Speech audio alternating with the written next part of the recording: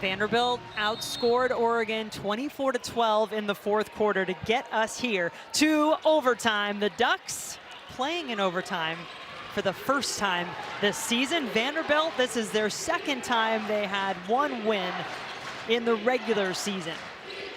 Blake's also has the 4 fouls, so those guards have to be careful for both teams. The Vanderbilt defense really started to rear its head in their comeback in the second half. The Ducks passing around. Sophia Bell had the look at the 3 at the end of regulation. Che is fouled.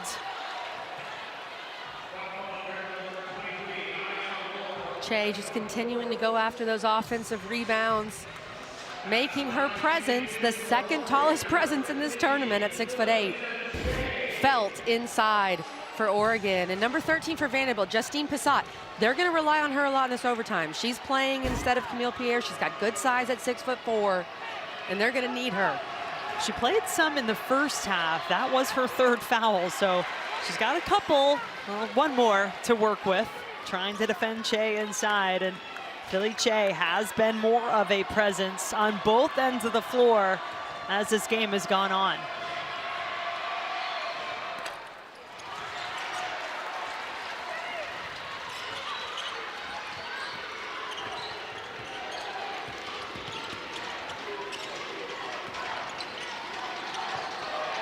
Vanderbilt executed their offense to tie the game up with 4 seconds to go. Well, Justine Pissott, welcome to the game. Stay ready. That's been the theme that we've talked about with Vanderbilt, with Capitas. And how about Justine Pissott? She hasn't played much this entire game, but you got to stay ready. Knocks down that 3 in rhythm. First lead for Vanderbilt since it was 9-7 in the first. Wow. Scott. You feel momentum is on the side of the Commodores. Can they keep it and move on to the next round? Duke and Lehigh, our second game that will be coming up here a little later maybe than expected from Cameron Indoor. If we get bonus basketball in March, we're fine with that. I don't mind. 26 points in this game for Blakes. Passes it off. Capitas had the game tying shot for the Commodores to get us here to overtime. Valatea gets it to rattle around the rim and in. Valatea with her 4th 3 of the evening. She has been excellent from beyond the arc. Massive shot for the Ducks. Oregon back out in front. Valatea, 3-year player at BYU before coming to Oregon. Blakes, no. Che is going to get whistled for the foul on the rebound attempt. You don't have to get ready if you stay ready, and that's Justine Pissott coming off the bench, knocking down that 3 ball, and then Oregon with a 3 of their own. That was just Vandy's second 3 of the game. Oregon is 8 for 16 from beyond the arc, way better than their 30% average on the year. And Vanderbilt 2 of 13. So that last foul was on Sophia Bell, actually. That was her 4th, and it puts Justine Pissott on the free throw line, a 6'4" junior out of Toms River, New Jersey. Having to play some big minutes here with Camille Pierre on the bench.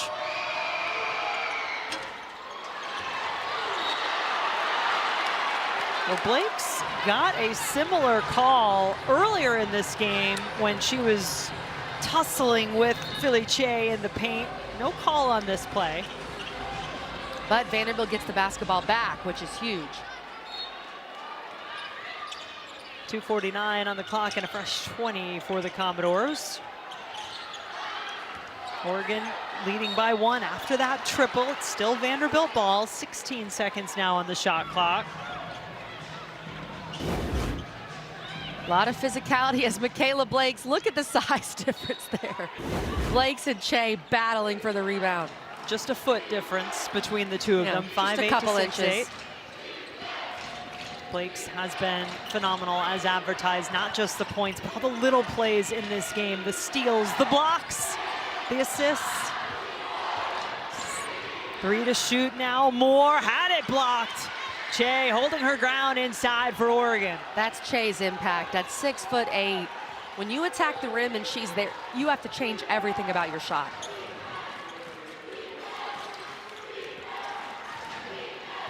Falatea, 4 threes in the game for Oregon. She has been their best outside presence all season long. 8 seconds now. Deja Kelly with 19 points in the game. Scott steps into her shot, hits it before the buzzer. Peyton Scott has made some big shots, clutch shots for Oregon tonight. And you look around that Oregon team and it is graduate students, senior, graduate. There are some players who want to continue their seasons and their careers. The bank working for Ayana Moore. Tied up at 73. 1:30 to go in overtime.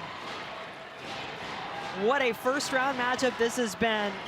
10-seeded Oregon leading by as many as 19 points in the second half in this game. Vanderbilt coming back to tie and force overtime. Deja Kelly can't get the roll. What a big rebound that was. And then the foul committed. Amina Muhammad. Big offensive board for the Ducks. We've seen truly everything in this basketball game. Peyton Scott with the big bucket, and then Ayana Moore, who had not made a field goal in the game prior to banking in that one.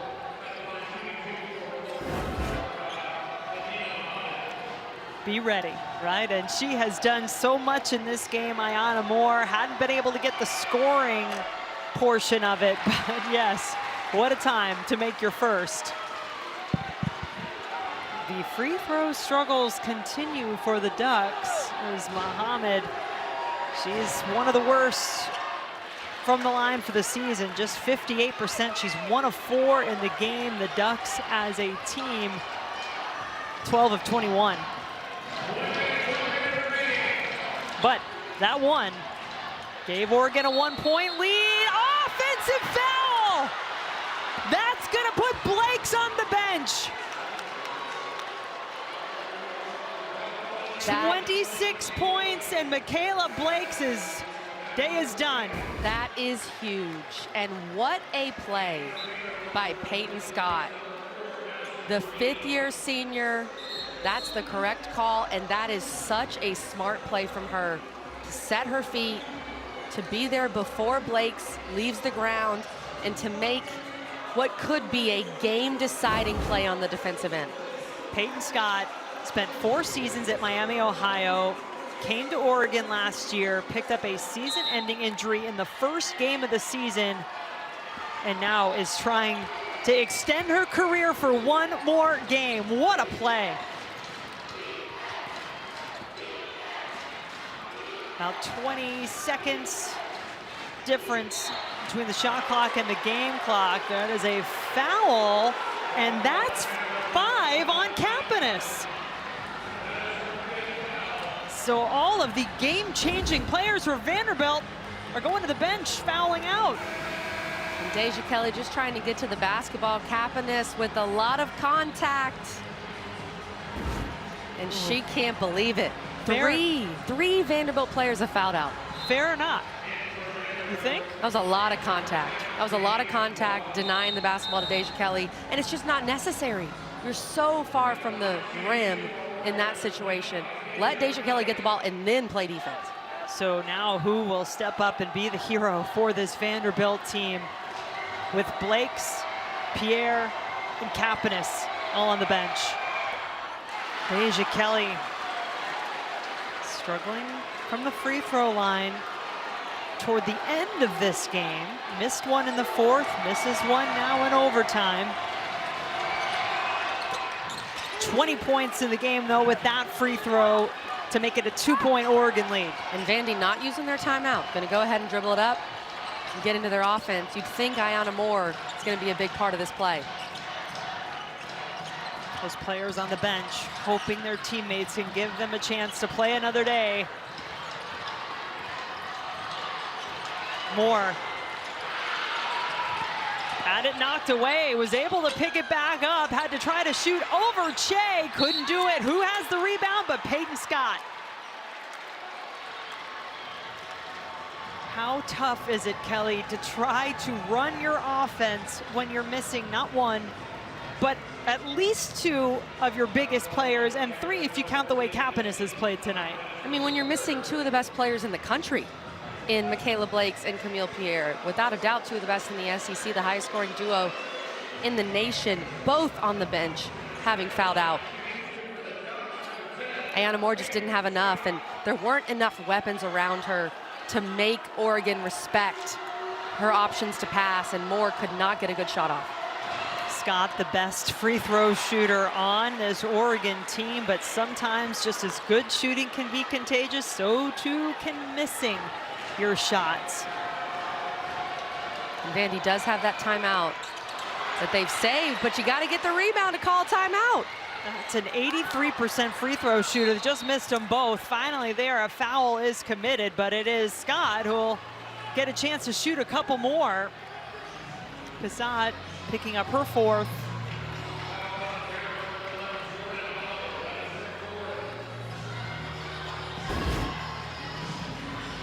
Camille Pierre can't even look. They can't watch the free throws. Kapanis over there as well is fouled out. Well, they got the result they wanted with the missed free throw, but no offensive rebound. And apologies, that last foul was on Oliver. That was her fourth. Scott, a little sigh of relief as she puts that one in. The next one, the big one, to make it a two-possession game.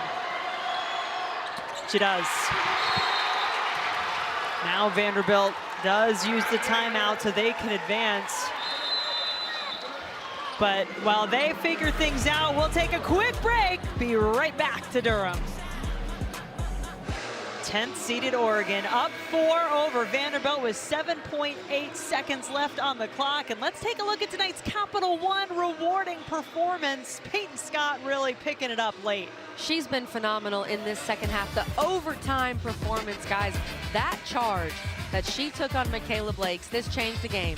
If Blakes is still in this game, who knows? But so many things could be different when the leading freshman scorer in the country gets taken out of the game because of that. And that was a great play by Peyton Scott. She's hit some clutch shots. She's got 13, 6, and 5 in her first ever NCAA tournament game.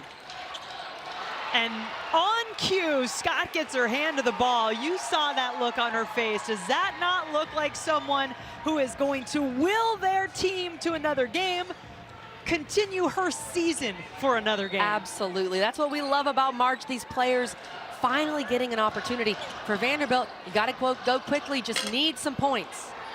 The three misses in Oregon, making more magic in Durham, just like they did in 2017 as a 10 seed, upsetting 7-seeded Vanderbilt.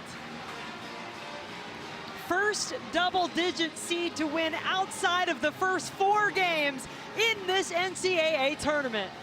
What a basketball game. This is what we love about March. Great performances on both sides. Oregon, in the end, they have just enough, Jim.